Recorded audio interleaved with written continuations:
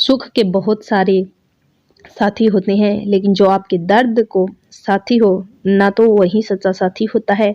ऐसे रिश्ते अपने आप ही बन जाया करते हैं। जब एक इंसान दूसरे इंसान की तकलीफ को महसूस करने लगता है, तो अपने आप उनके बीच हमदर्दी का रिश्ता बन जाता है। रीता और सुनीता की दोस्ती भी ऐसी ही थी।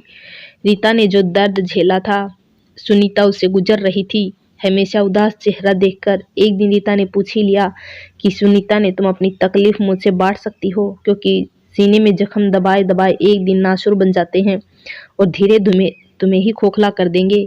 किसी को इस बात पर कभी भी फर्क नहीं पड़ता कि तुम कितना सहन करती हो, क्योंकि लोगों की आदत पड़ चुकी रहती है।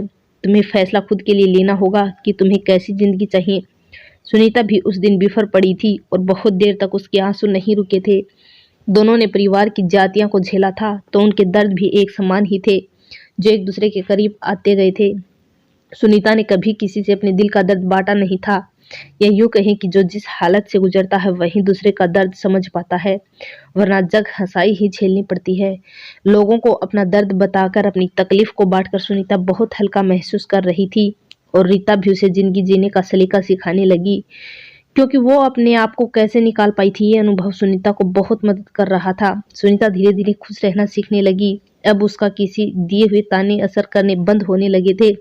अब वो अपने आप को वक्त देने लगी थी। अब लोगों को खुश रखने की जबरदस्ती कोशिश करना बंद कर दिया था।